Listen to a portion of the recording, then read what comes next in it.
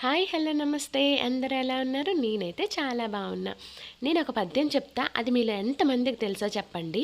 అనగనగా రాగా మతి శైలచనుండు, తినగ తినగవేము తీయనుండు, సాధనముల పనులు సమకూరు ధరలోన విశ్వదాభిరామ వినురవేమ. నేను ఎందుకు చెప్తున్నానంటే మా సోల్జర్ చెప్పిన మాటలు అక్షరాల నిజం. ఎందుకంటే నువ్వు ఊరెళ్ళావంటే ప్రతి చిన్నదానికి అటెండ్ అవ్వాల్సి ఉంటుంది, నీకు అప్పుడు వచ్చేస్తుందిలే ప్రాక్టీస్ చేస్తే సారీ అని చెప్పారనమాట.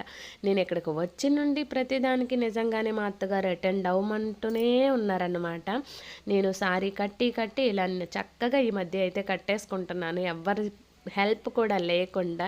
ఇదేమైనా విచిత్రమా అని అనుకుంటారేమో, నాకు అన్ని పనులు చేసేస్తాను కానీ సారీ కట్టుకోమంటే మాత్రం కొంచెం ఇబ్బందిగానే ఫీల్ అవుతాను. అంటే టైం పట్టేస్తుంది, లేట్ అయిపోతానేమో అని అనిపించేది. కానీ ఇప్పుడు నేను మాటికి కట్టుకోవడం వల్ల ప్రాక్టీస్ అయ్యాను కదా, బాగానే వచ్చేస్తుంది, ఎవ్వరి హెల్ప్ లేకుండానే కట్టేస్తున్నాను. అందుకే మరి ఈ పద్యం చెప్పాను, అర్థమయ్యి ఉంటుంది కదా ఎందుకు చెప్పాను.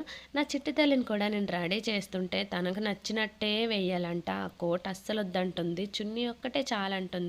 అవును, మీరెవరైనా వీకో టర్మరిక్ యూస్ చేస్తారా? నేనైతే అదే యూస్ చేస్తాను ఇప్పటికి కూడా. నా 12th క్లాస్ నుండి స్టార్ట్ చేశాను, ఇప్పటికీ అదే కంటిన్యూ చేస్తున్నాను.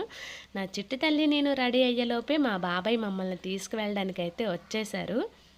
అసలు నేను చిట్టి తల్లి ఒకేలాంటి డ్రెస్సులు తీసుకున్నామన్నమాట. ఇద్దరం ఒకసారి వేసుకుందాము అంటే లేదు లేదు నాకు ఇప్పుడు వేసే అంటుంది. సరే అని ఏం చేస్తామని వేసేసుకున్నాను. ఇంతకీ ఎక్కడికి వెళ్తున్నానో నెక్స్ట్ షాట్లో చూపిస్తాను.